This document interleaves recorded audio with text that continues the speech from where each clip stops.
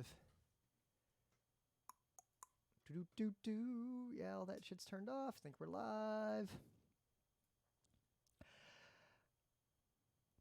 It's Thursday, March 12th, 2020. I'm Rim. I'm Scott. And this is Geek Nights. Tonight, The Mandalorian. All right, you had an opening bit, so go for it. All right, so my work is awesome work, at least on my team, because we can just work from home sort of whenever. And actually, I work from home probably less than almost everyone else on the team. A lot of my engineers work from home a lot, but I rarely do since I'm a very visible position and I got to talk to people a lot. It's funny that actually the people who are more visible are out of the office more. Anyway, but yeah. I'm also in a weird industry compared to like any other normal company. But yeah, I tend to only work from home, like, you know, when I got a bunch of chores piled up, or, you know, something where it's like, okay, I gotta work from home, get my shit back in order. Or like the super's gonna come do something and I want to like be home to let them in, but I don't want to take a day off. Right? And it's like, that is, you know, it's like, you know, obviously you think, oh, work from home every single day, that would be the best thing ever. But, you know, everyone I know who's done that has started to go crazy. I'm actually perfectly content to just work from home occasionally enough to have my shit together. And like, that's... You know, I'm okay going to the office. Offices are I wanted to work okay. from home a lot more when I had a commute. But now it takes me like 12 minutes to get to my desk from here. So, but now they're like, oh my God, a virus, right? And some people, they're panicking too much. And some people not panicking enough. And too much is obviously better than not enough. But I don't see a lot of people getting it just right. Too much is better than not enough, up to the point of I am going to Mad Max. That is too much. Yes, that is too much. You cannot personally Mad Max. But anyway, so what my company decided to do was not let anyone travel on business trips. Okay, sure, whatever. I'm on that. I'm not allowed to go to conferences until further notice. I'm not going any business trips anyway. And two, they're like, okay, we made sure everyone's VPN works in their computer. Let's try to work from home for 2 days to see how it goes. So Wednesday, after I already left work, they sent an email saying, hey, work from home Thursday, Friday. So this morning, I got on the train and I went back. Because like, if they didn't say don't come to work, I'd go in. Yeah. If they didn't cancel hockey, I would have gone to hockey, right? Mm-hmm. But yeah, no, they're like, okay, work from home Thursday, Friday. So I'm like, oh, I'm not going to argue with you. Right? I might be willing to go to work, but I'm not going to go and sit in an empty office. Right? But I had to go and get my work computer that I left at work. A lot of other people seem to carry their work laptops back and forth every day. No. I only carry it home. Like, if you see at the end of the day my laptop's not on the desk, that means I'm working from home tomorrow. What's interesting, a lot of people I know, like, not just in my current job, but in all the jobs I've ever had, don't have, like, good PCs or equipment at home. Like, they need that work laptop. I'm not using my I do. I'm not using my personal computer for work. Right? Yeah, if I'm working from home, I do, because I don't need... No. Remember, the kind of job I do, I don't need, like, local files or anything. No, it's not about that. It's I'm not going to use my hardware. Yeah, I don't care. I don't care at all. For my works. If they want me to have a computer at home to work on, well, they should have bought me one. Yeah, right? but I already they bought me this one, so that's the one I'll use. Right? My computer would actually do the work a lot faster, but they didn't want to buy me a fancy work laptop, so I'm going to do the work at the speed of the laptop that they have provided. Right? That's, Anyway, that's a separate issue. So this morning I went back to the work to get, my laptop and bring it home. Right? Yep. I tried to go to TJ's, which is across the street from my work. I'm there at like 9 a.m. And I'm like, you know what? I'm going this TJ, right? And I'm going to get me some snacks. Yep. And maybe I'll get some English muffin because they sell, if you don't know, Thomas English muffins at the grocery store are usually overpriced. When they're on sale, they're maybe like $2. TJ's English muffins are better and only like $1.50 at all times. Hell yeah. That's right. So I was trying to get, and then I wanted to maybe get some lox to put on there, right? They're sold out of lox. Wow. And there's usually that TJ, TJs in Manhattan often have mega lines, right? This one rarely has the mega line. The line was wrapped like around the whole store. What I find the most fascinating about this is like in Midtown, like I went to a random CVS just like to get a Red Bull. They got everything. Like there's no crowd there. Oh yeah, there's a CVS right next door. They had everything. Yeah, it's like the people who are like panic buying thousands of rolls of toilet paper. I don't think people are panic. Some people are, but I don't think most people are. Someone showed a photo of a Astoria grocery store that was really crowded. Yep. And the idea that they were trying to get across. Oh, I think I saw that photo. It didn't look that much more crowded than normal. It was pretty crowded, but the point is, people. The idea they're trying to get across is like, oh, people are panicking. But I looked in people's carts, And it was just like cereal. Yep. Right? It's like normal shit. And I'm like, no. People are not going crazy because of virus and rushing and, cleaning out the grocery store. It's simply that when people don't have to commute and spend 8 hours in an office, oh my God, they finally got time to take care of their shit. They finally got time to cook. Maybe they could actually go to the grocery and buy ingredients to cook and not have to get delivery. That's why there's a crowd at the grocery store, right? If everyone could work from home as much as I do, the grocery store would just always be slightly more crowded than it is. Yep. And But it wouldn't need to be as open at like 2 in the morning like the Wegmans we used to go to. Anyway, so on the way back on the train, after I bailed from the TJ and had the laptop, I'm on the train, and the train stops at 34th Street, and I smell a funny smell. Oh. And everything's, I look around, there's no stanky people. It's not a crowded train going. Was it that bromine like disinfectant smell? No. The train was going in the opposite direction of commuting, so it wasn't crowded. No. And it's kind of hazy. And I look out, Uh-oh. and there's like a firefighter coming out of a haze. Ooh. And it was basically, they always talk about like track fire. Dude, I've seen like 10 or 15 track fires at Queensboro Plaza in the time I've lived here. Right, but this is an indoor underground track fire that filled that station with smoke. So I switched, another train comes in, and that train, the indicators aren't on telling me what letter it is. But you're just like, I want to get out of this station. Right. The train, the W I was on wasn't moving. And I'm like, well, that has to be NRQ. It can't possibly be anything else. I get on it. It starts, 34th Street? I guess an R could, I think there's a way for an R to get it would be on the same as the W, so it would have been behind us. Yeah. So I switch, and then finally, after I switch, the W moves. No. I'm like, Oh, and meanwhile, there's smoke, and there's like a firefighter walking around, and it's all creepy. The thing I love about New York is like that situation to a New Yorker is just slightly notable and easily forgotten. Right, and they don't tell you about it, right? Nah. They don't tell you which one is leaving next. And then the queue moves that I'm on, which I didn't realize was a queue until it stopped. Yep, And Q once fucks you now because So Q now I don't want to be right. I don't want to be on a queue. So luckily, I was able to run across at 42nd Street to get back on the W because they stopped. They get the same stops. Yep. And then I got home. But yeah, it was a creepy scene at 34th Street because track fire is real common, but I don't encounter the track fire indoor. I've encountered the outside track fires occasionally, but the indoor ones that filled the station with smoke and made it smell bad and had firefighters there are less frequent.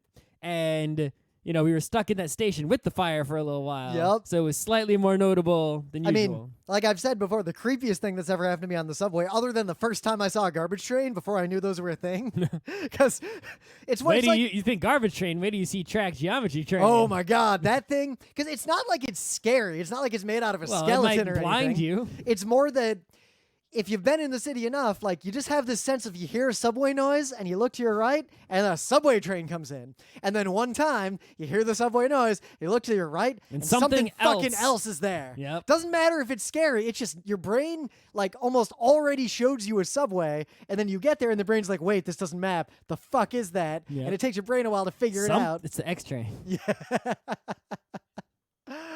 But the creepiest thing I ever encountered on the subway was still Hurricane Sandy when they just turned off the lights at every station on the way. It was just silent. The train would stop. The conductor would just walk out, like lock a bunch of stuff, close a bunch of gates, go into that little booth if it was there. All the lights would turn off one by one, and then they'd get back on the train. They'd yell last call, doors would close, and then it was just pitch black outside of that train, and we moved on to the next station. It was a weirdly fun night that night, just because of that whole situation. Dead burning. Yep. All right. So you got any news? Yeah, I got some news. So recently there was some teasing tweets about a Super Mario Lego combo. And that's pretty sexy news. It's like, you go to Toys R Us when I'm a kid, and what did I buy? Nintendo games and Legos. Those are the two things that I bought. Yep. So now, finally, after 20... Magic cards. I buy Magic cards sometimes. Not at Toys R Us. They had them. I mean, I didn't buy them there. I bought them at Toys R Us and Meijer. Anyway, after 20-plus something years, finally those things combining in an official capacity. That's a big news for a nerd. But then they revealed what it is. And what it is actually pretty cool, but something I have no interest in owning personally. Yep. If you have a kid, you are obligated to buy them this. Oh, my God. When I was a kid of appropriate age. When I was a kid, this would have been like the best gift of that Christmas. So basically what it is, it's a Duplo level kind of Lego. Actually, it's sort of in between Lego and Duplo, and it's... The pieces are Lego conforming, but the Mario pieces have like big blocky pieces. Yeah. But they interface with the regular Lego. You look at it, you'll see what I mean. Right, but anyway, what it is, it's a Lego toy where Mario is electronic in some fashion, and he interacts. He's got like a little screen on his chest and He's got a screen on his chest, and he interacts with the other Lego pieces. So, for example, you put Mario on top of a Goomba, and he'll make a Goomba stomping noise and, like, get some points appearing on his chest. Or, like, you'll put him near, like, a fire, and he'll make that, like, whoa noise of when his feet get burned, and his chest will show fire on it. Or he'll put him near the flagpole, and it'll go, doot, and show the flag on his chest, right? And it's sort of like you can make your own little Mario thing that's interactive between, Mario and all the little bits. And that's a pretty great toy. But if you're an adult hoping for, like, a Nintendo... I want a 4,000-piece Mario that's the size of a Death Star. Yeah, something like that. Or like a Koopa Castle, thing where you open it up and you can put and there's all sorts of things going on in there. That is not what they made. Yep. But at the same time, this is just such a phenomenal-looking toy for kids. Whoever made this, way good. I think everyone in any elementary school anywhere wants this. Oh, my God. I would put, if I ran, a doctor's office, this would be one of the things that would just be in the waiting room.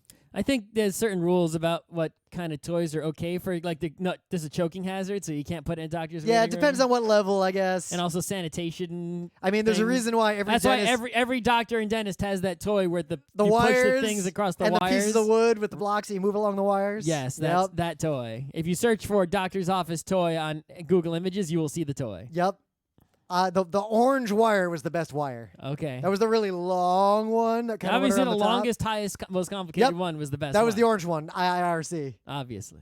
Some other news. I don't know how many of you care about this, but remember Geek Nights 2 nights ago, I talked about the hero pools in Overwatch. So you're doing the same news twice in 2 Geek Nights. All I'm going to talk in a row. about, well, because I feel like I don't need to tell you that stuff's shutting down and you should socially distance, and if your convention is canceled because of coronavirus, there's a reason they canceled it. Don't get mad at the organizers. Yeah. It's if they canceled hockey, if they didn't cancel hockey, I would have gone. No. But they canceled it, so... Of course, hockey is a hockey audience is a much lower risk than a weekend-long convention for a lot of reasons I don't want to get into. It's bigger, though.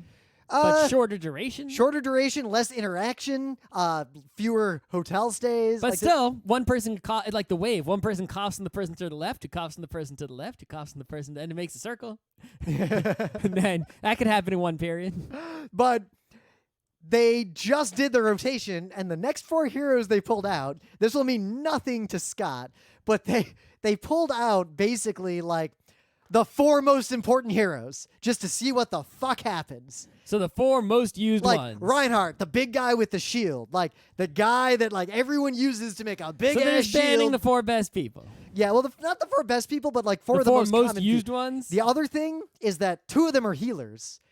There's 2 healers that are super a big part of the meta, and people really worry about which healers. They basically removed the 2 best healers, meaning you can use a shitty healer or no healer. Yeah, meaning you have to have 2 healers. You can have 2 shitty healers, but healers that are shitty. Oh, right, because they have the role locking. Yeah, but good at other things.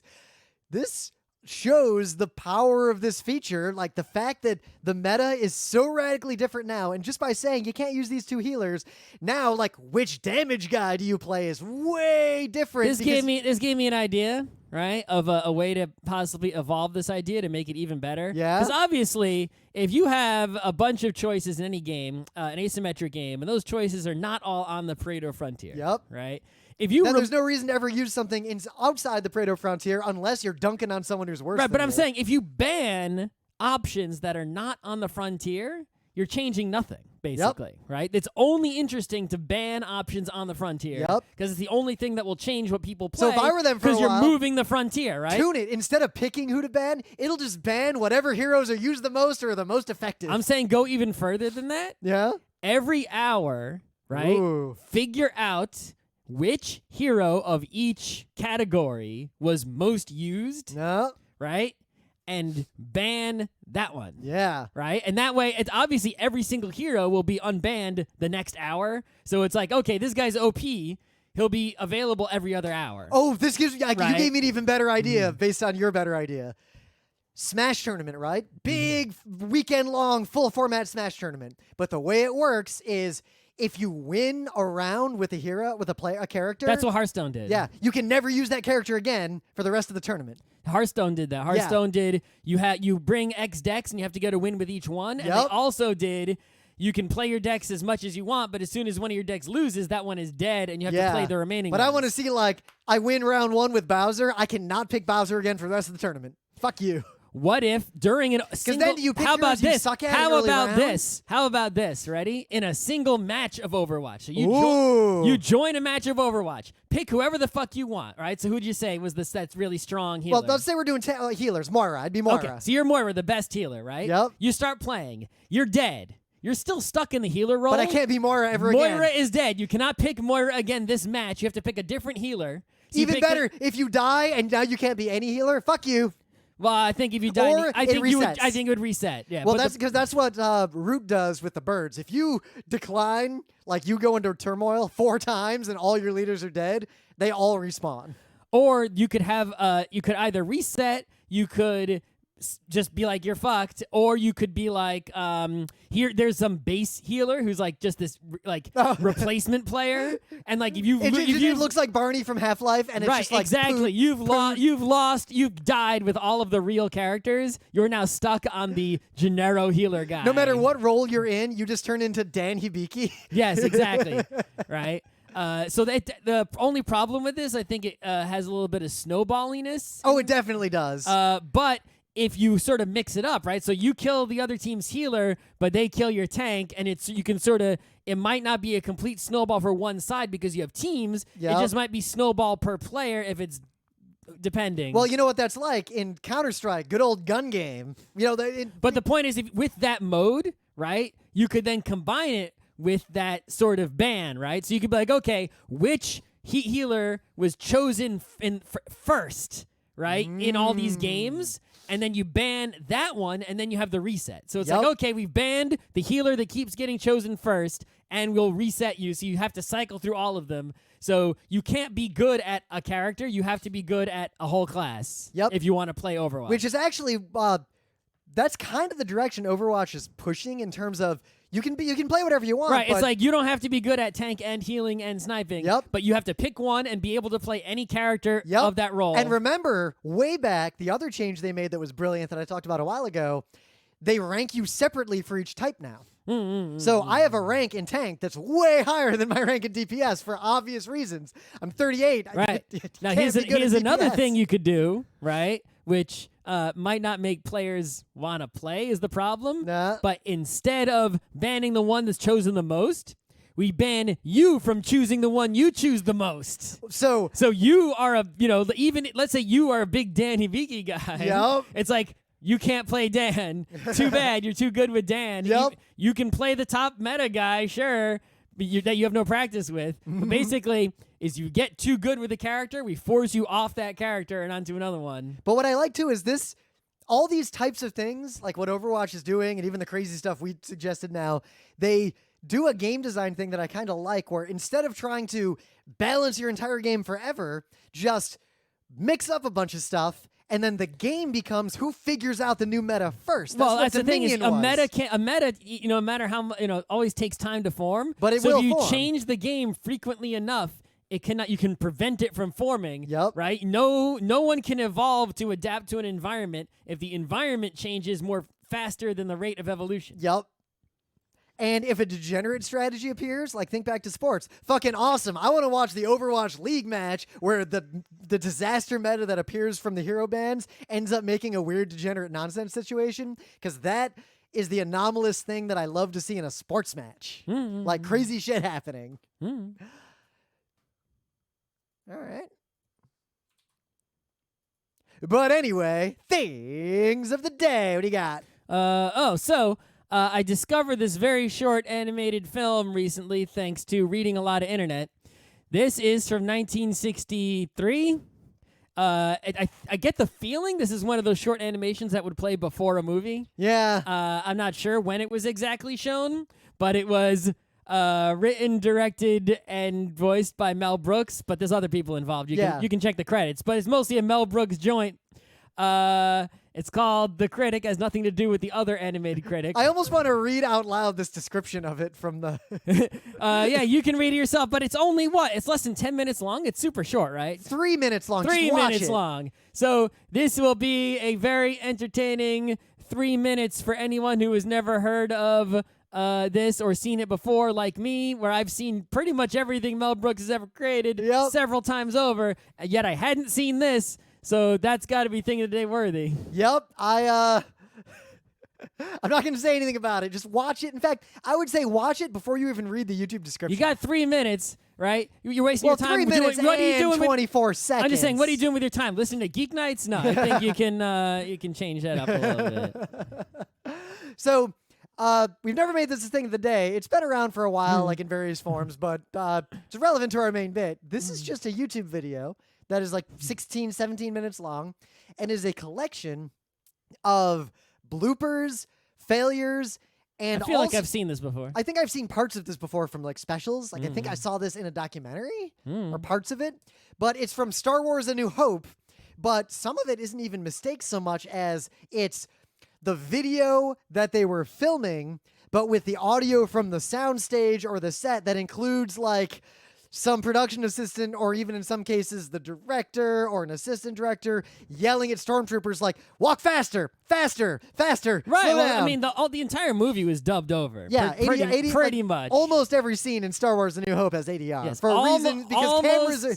Almost everything in the entire original trilogy is dubbed over in post, right? In fact, most action movies until like relatively recent times had a lot of ADR because good cameras. But there was still audio recorded on set. Yep. It just was when they went to post, they just got rid of that shit. Like some old movies, if you see these things, it's great. Like you'll literally hear someone saying like pew pew pew when they shoot a gun sometimes. Yep. Like you'll hear someone off screen just yelling bang. Or bang, bang. Or especially like stunt actors need to communicate with each other if there's like a fight scene or anything like that, right? So they don't hurt each other. Oh, I was watching one from... Or they need to yell timings. Like, okay, like let's say there's like a motorcycle jump over a thing. That happens all the time in like James Bond movies, right? You hear people. It's like, okay, 1, 2, 3. Okay, go with the car. And now with the motorcycle. You get the timing. You need instruction, right? This was just like...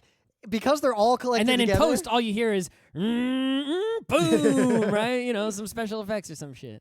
But just the fact that this is a whole bunch of them and a variety of those situations just all strung together, it's pretty entertaining to watch. I mean, in Star Wars, right? A lightsaber fight, it's two people smacking wooden sticks together. There's clacking noises. Also, right? They got to replace those with the old, electric razor and a metal bowl noise. Also, you get Darth Vader's real voice. Like the actor thought he actually had to act. Yep. And...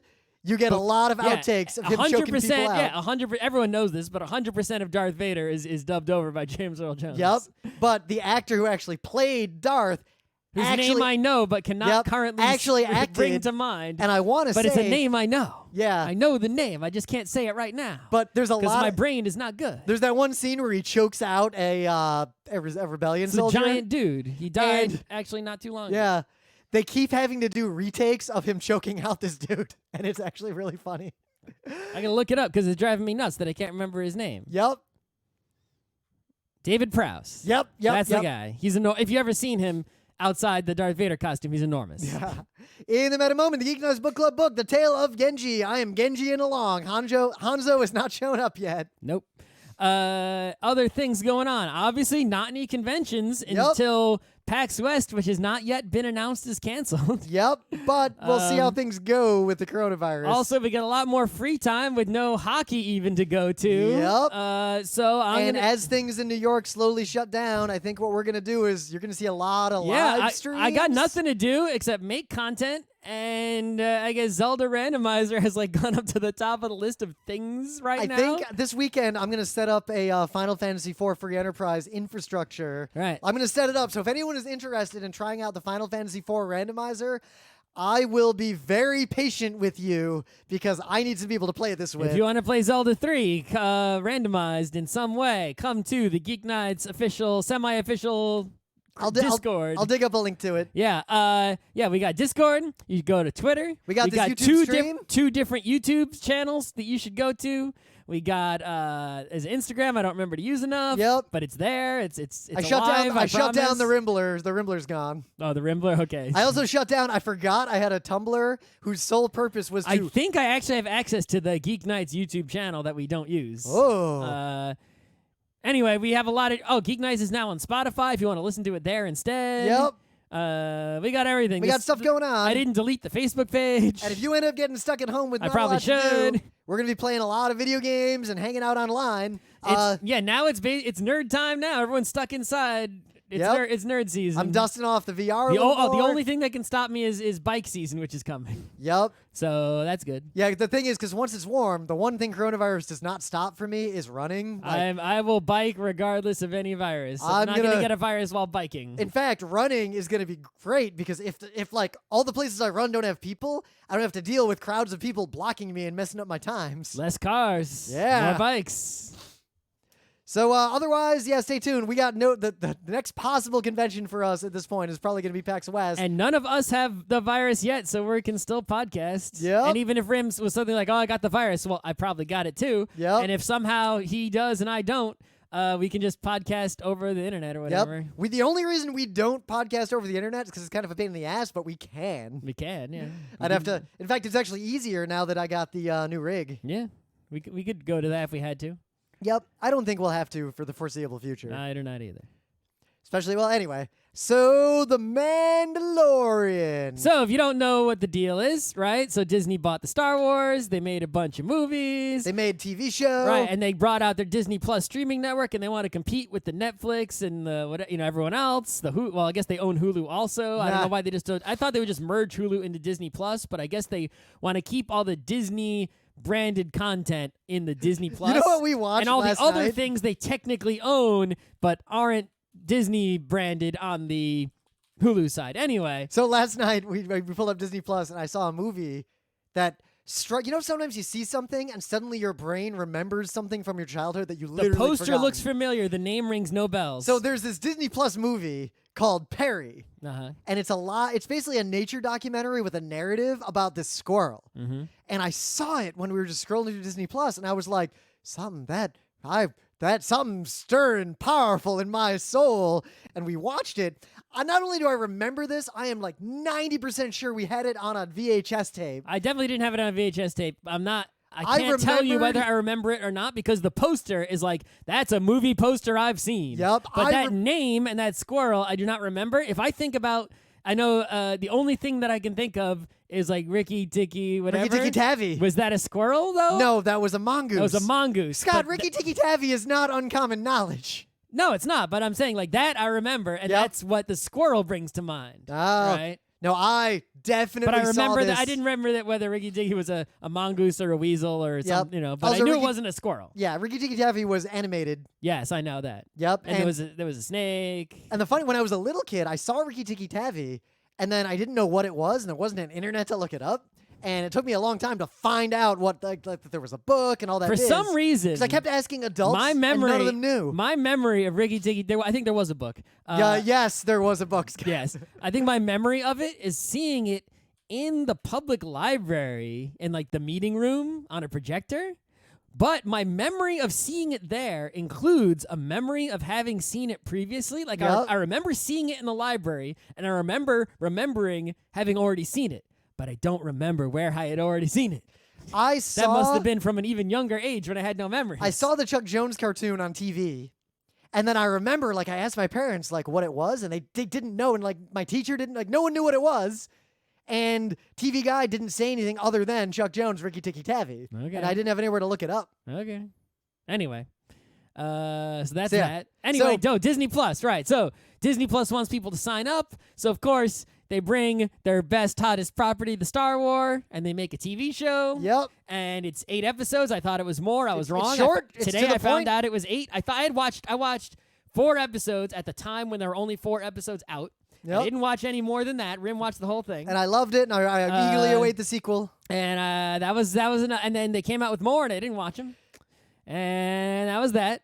So, and I I'll found bet- out so- today there were only 8 episodes. I thought there were more. Yeah, they're not long either. So No, they're only like, the first one I think is the longer. first one's longer, yeah. It's like a typical TV show where you got to start off with the long episodes, to build your Yep. whole thing. And Well, then also you can kinda like a lot of make anime. shorter, you know. Well, you know, like some anime, like the first episode was a little longer and didn't have the opener. Well, yeah, they'll bleed in the first and last episode of a lot of anime. They'll bleed over into the credits, and they won't have openers or closers, or they'll show the closer over the anime to get those extra seconds in there. Yep, that And was then the sign. all the middle episodes will have full openers, full closers, and be really short and cheaper. There were definitely some like late 90s anime where if you heard the closing music coming in too early, shit was about to go down. Well, I mean, the ultimate anime for closing music is coming in while the show is still going Yugi? is Gundam Seed. Yeah, well, Fushigi Yugi did it every episode, but Gundam Seed, when it did it, that was the episode where you'd be like, what? Like, because they would start playing it while characters are still talking. So people are talking or fighting in robots, Yup. and you hear the song, and you're just like, "Fuck you!" The episode, you didn't realize the episode was over, and that's Yup. like, it's like guess what? Episode's over in 5 seconds. Yup. No, you assholes.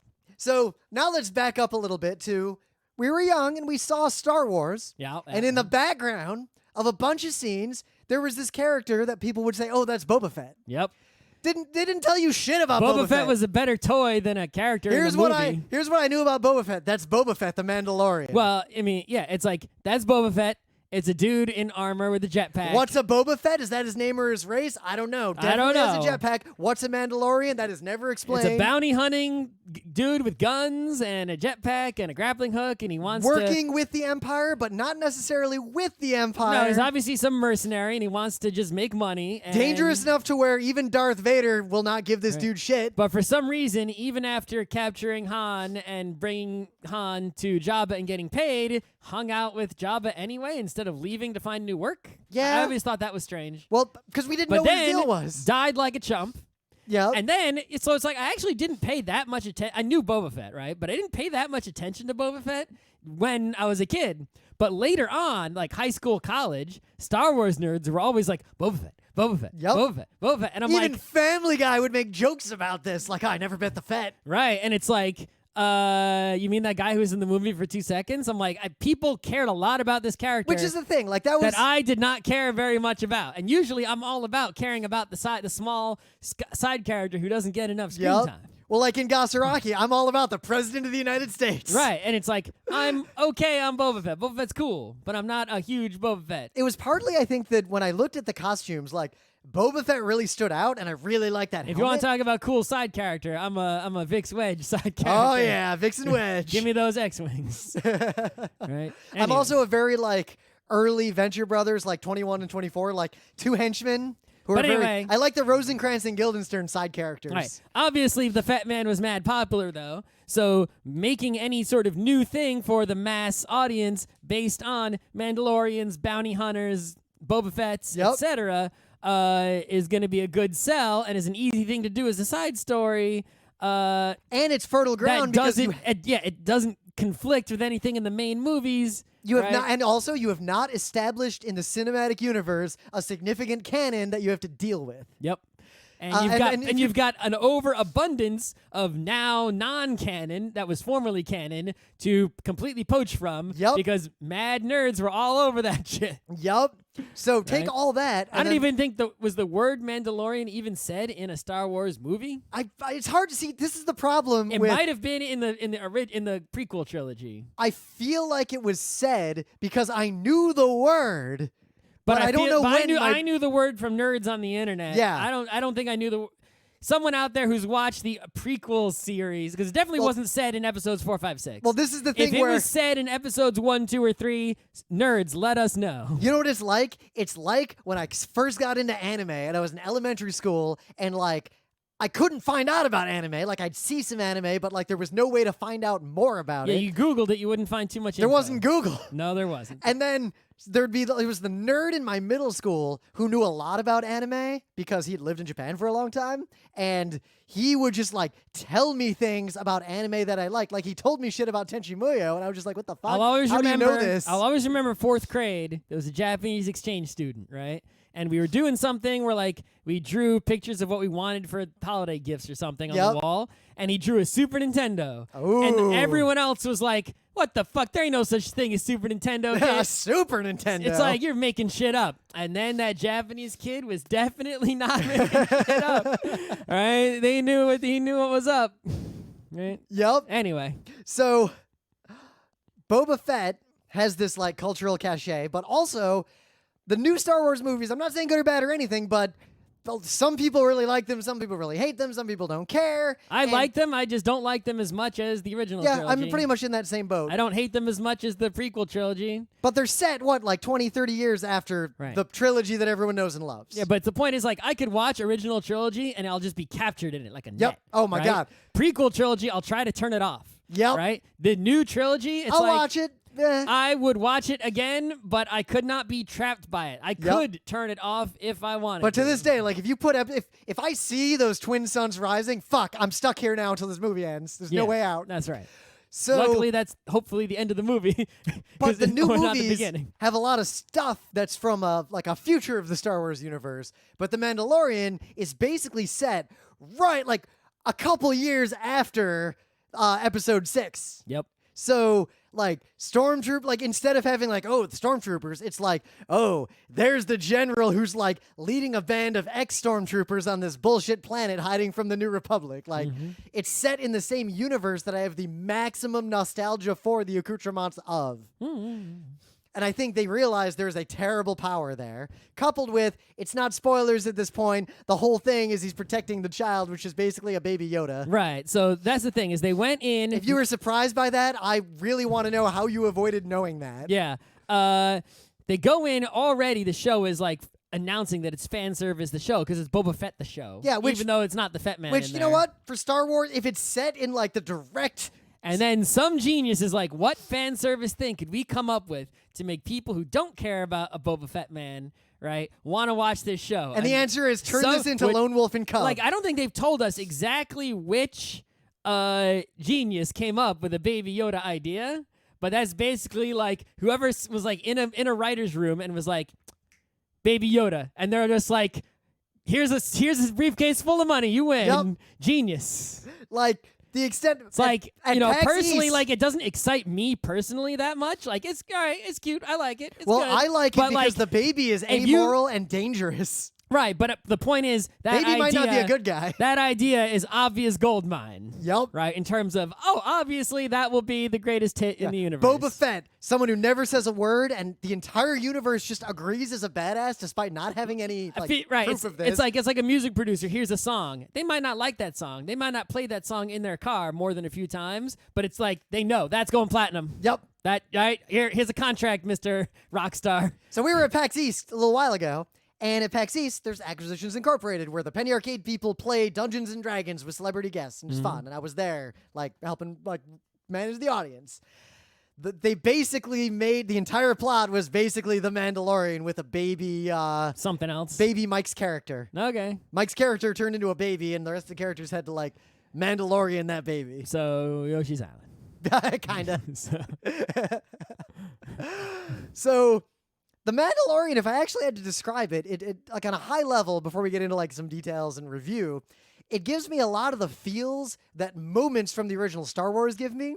Sometimes. And it gives me fan service, but the fan service is not, it doesn't cross that line where I cringe at it. Like, there's this one moment in a later episode where it just does a Venture Brothers kind of thing, or a Vix and Wedge kind of thing. It just cuts to these two, like, dumbass stormtroopers working for the bad guy, and they're just sitting on speeder bikes outside of town, and they're just bored, and they keep calling back in like, can we come back into town yet? And they're like, no, Darth whatever just like murdered a bunch of people, just hang tight. And they're just like, and just having this like mundane conversation. And one of them just kind of is bored, and he just kind of pulls out his blaster and starts fucking with it, and there's like this garbage in the distance, and he just starts taking pot shots at the garbage, just can't fucking hit it. And the other one starts kind of chuckling, like that kind of stuff. Like that's the line of I like that kind of fan service. Yeah. Anyway, so what the show is it's actually just Lone Wolf and Cub, a serial western. Yep. Which is just Lone Wolf and Cub. But it's a which serial, is just right. So it's actually more than that because I've seen the whole thing.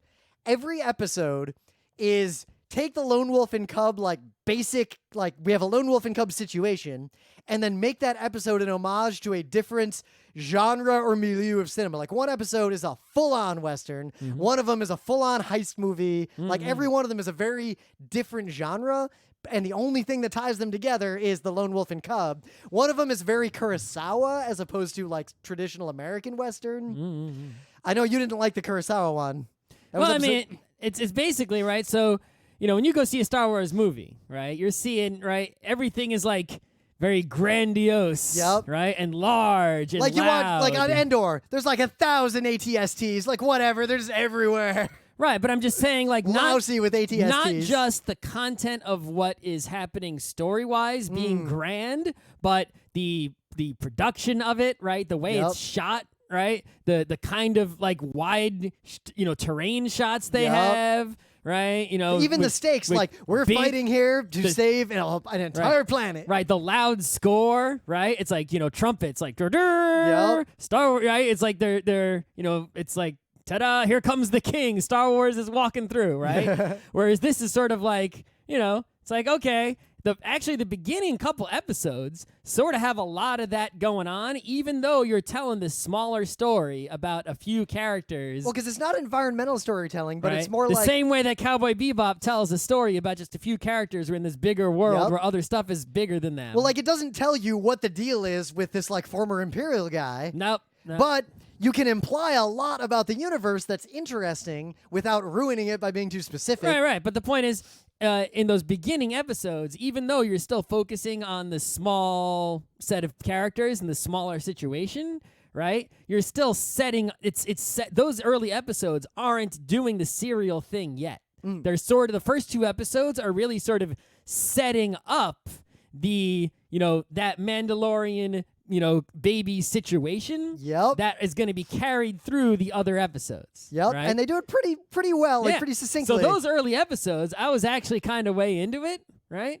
But then, episode 3 a little bit and episode 4 completely, right? What ends up happening is, okay, that big setup that we did, right, is now been reduced to this thread that is simply tying these independent episodes together as you see these characters travel from story to story. Now, I would urge you, because it's only 8 episodes, to watch the rest, because... I got other stuff to do. After that episode 4, it basically turns into resolve that plot and go deep. Oh, maybe. It's not just fight an AT-AT in episode 5. It actually is like 5 is like a heist movie instead, like totally different. And that leads into like why the Mandalorians are doing what they're doing. And like it goes deep into the Imperial thing and answers a lot of questions. But someone way more important than Werner Herzog shows up with a lightsaber. Okay. The other thing is, like I said, not just content-wise, but also, filming-wise, score-wise, all that, right? It's not grand. Because I don't want it to be grand. I like this release. I love the idea of like I like that ATST episode a lot because you zoom in and it's just, here's some regular people and we're looking at an ATST like from the ground up in a zoomed in environment as opposed to here's a wide shot and there's 1,000 ATSTs in a giant battle. Yeah, I mean, I just thought it was sort of cheesy. Like, the monster in the woods is an ATST. Yeah. Like, I already saw that coming a mile away. I saw it coming too because it was a formulaic Kurosawa-esque movie. But it's boring and lame. I wanted that because I really like watching like good, deep homages to other movies. And the fact that I don't mind that it's not the fact that it was an homage. It's just that it was sort of like a homage. Like, okay. I see what you're doing. I was digging it, but I will say, the other episodes are not like that. All right. Like, it does not... But episode 3, like, the second half was sort of, winding down, right? And it's like, I still can't find words to describe it that will let anyone accept my feelings. But basically... Yeah, because I don't accept your feelings. I know you don't. But I think I've said Sorry, this episode before. 6 is the heist movie. Episode 5 is an American Western. Anyway, the point is, every time I watch live-action American television of recent times, and even actually older times too, right, there's sort of this feeling of like cheapness to it that I can't describe that makes me not care. Scott has never sufficiently explained this to me, nor do I recognize this opinion. I lack the English language to describe what is going on. But like, if you watch a movie versus a TV show, there's like a clear difference in something. You're just like the people who liked Myst because of the graphics. You just want cinematic. It has nothing to do with the graphics. I think it might. I think there are movies, old black and white movies that don't have this problem. But do you have a problem with shitty resolution? Do you have a problem with old black and white TV shows from that same era? I don't know. It depends. I think you do. There's just something about live action television from the United States, especially recent United States television. Right, which I started getting this feeling around the time when like those HBO serials became like a big deal. I think you just got like old. Sopranos times. I think you're just old. Where it's like I started watching those shows and people were all hype over them. You didn't watch like Oz? I did watch a few episodes, and I was like, meh. I mean, you don't like Star Trek. You don't like most things. Well, I never liked Star Trek. Yeah, I know. That's terrible. Yeah. You, not Star Trek. No, there are terrible Star Treks. Like, honestly, if you're going to watch... No, but the Star Trek that everyone loves with Picard, Next Generation, now it has the same cheap feel that Mandalorian has that makes me not want to watch it. And I don't see that at all. But obviously, I will say, the first 2.5 seasons of TNG are garbage. Just don't watch them. Well, I don't know which ones I've watched. If you watch if there's this beardless like shithead who's the first officer, it sucks. Once the guy... I definitely watched some that had Borg in them. So I don't know if they were in the first season or not. There's some early...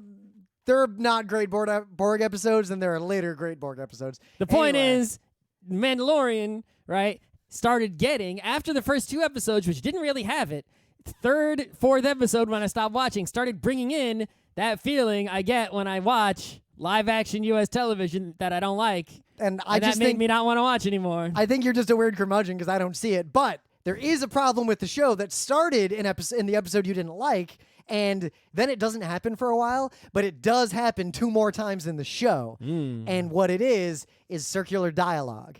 You know, and the way I'll describe this, we're playing a Burning Wheel game, and like 2 of us playing characters and like 2 NPCs argue in a circle and basically just keep saying the same things, quirk slightly so, over and over again, but nothing gets resolved. And eventually the game master's like, listen, fuckers, and hands us dice and makes us roll to resolve it.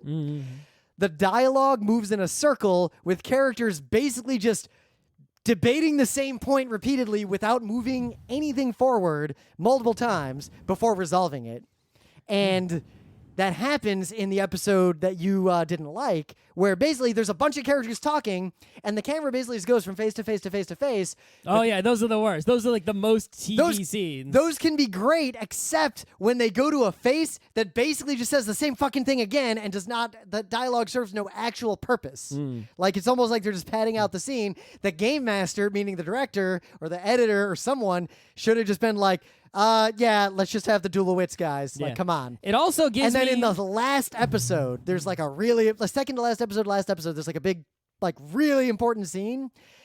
It's egregious. There's a scene where the characters are debating whether or not to leave a certain character behind for plot reasons, and they literally just have the same conversation about this for like 6 minutes. Nothing gets revealed, no plot changes, no characters change, nothing like... An editor should have just cut that entire scene out, and the show would have lost nothing. And I think circular dialogue is one thing. It's not the only thing. It's one thing that I think you bristle at, even if you don't recognize it's happening. Maybe. The other thing is that really like reminded me of, like, I was getting flashbacks while I was watching the show. Yep. It was when I was a kid. I actually liked. It was I liked them in the way that I like He-Man, where once I learned better, I realized, like, oh, why did I like that? That stuff is garbage, right? I liked a lot of these cheap adventure shows that were a thing for a while, right? What, like Young Indiana Jones? No. Like, that's a good show. All I mean to say is, I remember that show being good. I have not seen even 1 second of footage from it in my adult life. I agree. Let's not shake that tree. Same. Because snakes are going to fall out. The shows I'm talking about are the Xena Warrior Princesses. Oh, I never liked Xena or any of that. There was a Conan one. Buffy. I didn't watch Buffy. Buffy was not worth watching. Okay, but there was Briscoe County Jr. I did not like Briscoe. Briscoe County was always on when I was waiting to watch something else. There was 99 Lives of Blackjack Savage. There was the one that Luke Morgan liked a lot. There was a Sinbad the Sailor one. But basically, these shows were on and like bad time slots. You could see them most often like weekend afternoons on not the main broadcast channel, but like your local channel that was like showing syndicated shows. So like in New York, it would have been like 11, right? Or something like that. Like your local like Connecticut channel as opposed to like actually NBC or some shit like that. And those shows, right? Some of them, right, were just sort of that episodic adventure with bad acting kind of thing, right? Sort of like those are basically the pure essence of the thing that I dislike, right? Distilled in its like 200 proof. Now, of I will that say, thing. I get zero of those vibes from The Mandalorian, except in that one circular scene I talked about that was way too long. But then you also see, for example, Briscoe County Jr. and also Blackjack Savage as examples of. I don't know if you how much Briscoe County Jr. remember. You said you didn't watch it. I always saw like the last 5 minutes of it before the thing I wanted to watch. Okay. But basically, it was sort of X-Files-y in the way that there was this main secret from space plot that they'd barely address. So in X-Files, it was always like, what's up with the smoking man and that there's like they find the ship on the beach. But that's the curse. I wanted to know about all that stuff for so long in the X-Files, and then as soon as they showed it to me, it was stupid, and then I didn't care anymore. Exactly. But in Briscoe County Jr., it was this ball, this metal ball with like that looked sort of like a. I don't know, like you would take rods out of it. I guess they were trying to evoke a nuclear device of some kind. That's just the fucking plot of the Venture Brothers. Anyway. There's a ball. There's the orb. The orb. Anyway, you can probably find pictures of it online. And it would only show up occasionally, and most episodes weren't about it. And when it was about it, it would sort of like, oh, dang, it got away again. It's like, that orb looks way different from what I expected. Yes, that's the thing. That's like the main plot. The orb. That's the main plot of the show is that MacGuffin. Did they ever explain what it is? I don't remember. I'm going to find out what it is. It's from the 90s. Anyway, but in that same way, The Mandalorian has this core plot of what's the deal with the Mandalorians? What's the deal with this baby? Right? And when that, starting episode 3 and 4. They never fucking explain it at any point. No, the show got canceled before then. The orb gets destroyed. Sure. And there are 3 orbs. Okay. One gets destroyed. Uh-huh. The other 2 are taken back to the future by someone. Okay, sure. I guess there's time travel. But then, in Briscoe County they Jr. make that terrible secret of space thin, right, while these other things happen, right? According to Rim, they unthin it, but I didn't see that far because I got bored and had better things to do. Yeah, I did not see any thinning in The Mandalorian because it sort of gets thicker as it goes on. Soon as this motherfucker shows up. I did not see that motherfucker. That guy, so Werner Herzog is pretty fun, like the role he plays. This guy is his boss. Okay. And he basically rolls into town, like in the second half of the show, and he's like, the fuck is going on? Did you fuck this up? Seriously? Fuck you. Mm-hmm. He's great. It's Moff Gideon. He's a Moff. Oh. Yeah. It's so Star Wars-y. Yeah, it was some fan service, but Moff Gideon is, I think, That's only fan service to nerds like us who know what a Moff is. Yup. He's an Imperial Remnant commander, and he is my favorite character in The Mandalorian. He doesn't even show up till episode 7. He literally just shows up. He comes down, and he's just like, what the fuck? Yep. And you know what he's got with him? Mm-hmm. He's got some stormtroopers wearing black. Ooh, fancy. And they're actually good shots. Yeah, those are the ones that It's like tried the to red shoot guys. the Death Star gun. When we were kids, Boba Also Fett black. was the coolest character in Star Wars when I was a kid. Number 2. Until episode 6. When I saw those red stormtroopers. Oh, yeah. The way most people feel about Boba Fett is the way I felt about Red Stormtroopers. As soon as I saw those, I remember I asked, like, my uncle was the nerdiest person in my family, and I was like, what's up with those red stormtroopers? No one knows. He didn't know, so he made up a bunch of shit. Oh, okay. And it took me a while to realize he was lying uncle. to me. Way to go, Uncle. He's an awesome uncle. That's the difference between a boomer uncle and a millennial uncle. A boomer uncle will make up a bunch of bullshit. Yep. Right? Whereas a millennial uncle will actually tell you the truth because they Googled a fuck ton about it. Yep. And they'll go on and on and on telling you everything there is to know about those red guys for real. I wanted to know the deal with those red guys so bad as a kid. Yep. But, yeah, the Moff showing up is pretty great, and it's only 4 more episodes. He shows up in episode 7 if you want to see what his deal is. But there's already going to be a season 2. I think where season 1 ended, without spoiling it, is going to set up a pretty good season 2. I wish they would make a Star Wars show that's about space pilot and not about, Well, you know what I'd like to see? I'd like to see... Because part of it does feel like the people who are making this are sort of just like it's like their what's the word for it? Like their pet project, like, oh, we really want to make, an homage to Kurosawa. All right, let's just do it. Let's have, like, they're having the fun making what they want to make as filmmakers. So find someone who really wants to make regardless of what Scott wants to see. So you know what I want to see now? I'd like to see, with the same level of care that Mandalorian is getting, I want to see, a show that's about, like, one fucking TIE fighter pilot. I'd like to see one that is our boy out in the Outer Rim. Okay. Vice Admiral Thrawn. Yeah, you're not going to see that. I know. Someday I think it'll happen. I'd like to see a Thrawn. Yeah. I don't know what else I really want to see. What do you want? What do you want that would be Mandalorian adjacent? Like the most fan service thing Star Wars could give you personally. Me personally? Yeah. Like if you got to direct what the pet project would have been for the people who ended up making the Mandalorian. Vix and Wedge, like their whole lives? No, I would do it would still be space battles because you got to have space battles, right? But we'd be focusing on, what's going on one ship, not in the way Star Trek does. Oh, like Gundam Seed, maybe. Right, the way Gundam does. But the main character, right, would not be a lame-o, blank Gundam character, right? Be like one of the Battlestar Galactica pilots. No. The main character has to be one of those droids that has too much character. That would normally be a side character, or get killed quickly. Yep. Right, like the one in Mandalorian, or the one in what's it called? All I'm gonna say is that droid comes back. I'm sure it does. Also, that droid, the one you're talking about, gives me mad Return to Oz creepy vibes. What's the Rogue whatever. The droid in that one, also a cool droid. Oh yeah, that guy, I like that droid a lot. Right, yeah. Just give me a cool droid like that. That's the main character. Make a Gundam setup where you're focusing on one ship. Yep, maybe like one Mon Calamari cruiser, just doing their thing. Right, with a bunch of fighters, right, that are basically the equivalent of the Gundams, right? So you have this whole cast that's on the one ship. It's like a Gundam, not like a Star Trek. Yep.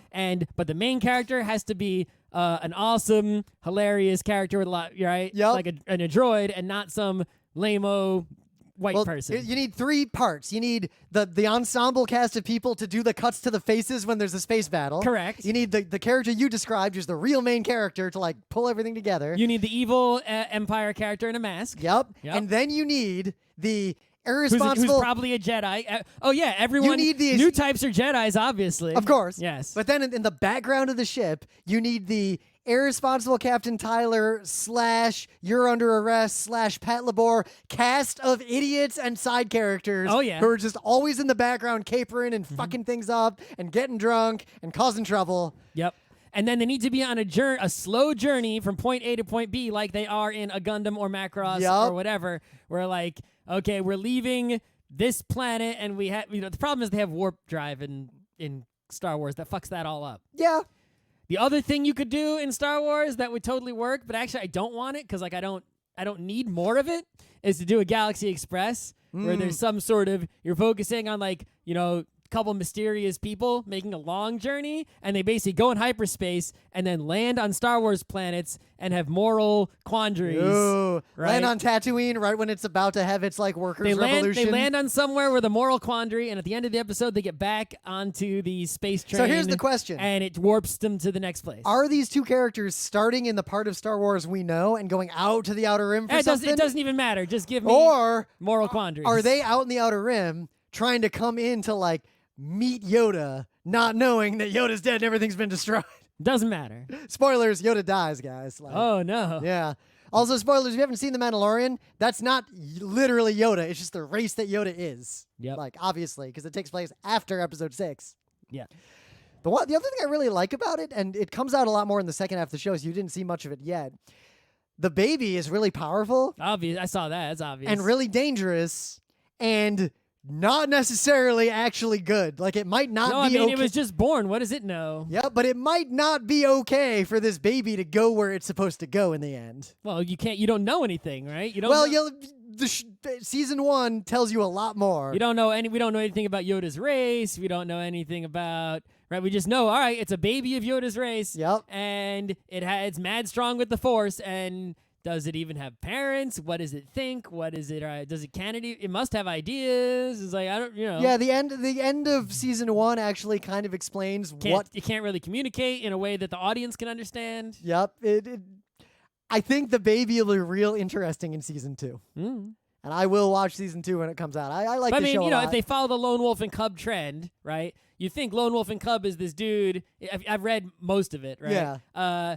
It's just episodic samurai stories, right? But it's like, yeah, the kid isn't just like this, baby in a carriage that he has to protect and keep it from getting killed. Like the kid, at points fucking cuts people. Yep. The kid goes out and does things even though it doesn't really talk a lot, right? Like the kid is actually like, a real deal. That happens more and more in the second half of Mandalorian. Imagine like a bear cub that's like, not just born, but like been around a little bit, but it's still a cub. Like, I can hear that. This shit gonna fuck you up. It's not a bear. It won't like maul you, but you don't want to go near it. Right? And that's basically what the deal is. But I mean, in the end, like I really like Mandalorian. I will watch season 2 as soon as it comes out. And yeah, it's a pretty good show. I enjoyed it more viscerally than I enjoyed the newer Star Wars movies, but I don't think that I'm saying I did not like the new Star Wars movies. I think it's mostly that The Mandalorian is set closer to like the aesthetic of the first trilogy, which I like the most. I think the new movies at their best moments I liked a zillion times more than The Mandalorian, but at their moments I liked less than The Mandalorian. Yeah, I can feel that. Like for example, one of the movies, like that casino thing, was just real bad, and that you should not have been in the movie, and I would like that movie a lot more. But even in the casino part, which was mostly meh, it had a few moments. A few moments of the casino thing were not meh.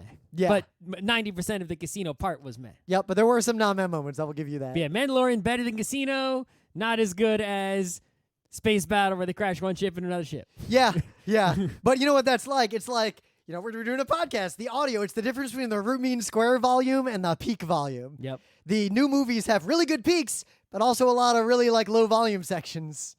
Episode 4 just has like a steady RMS from start to end. All right. I'm hungry. Yep. Boop. Stop recording. End the stream. My mom called me.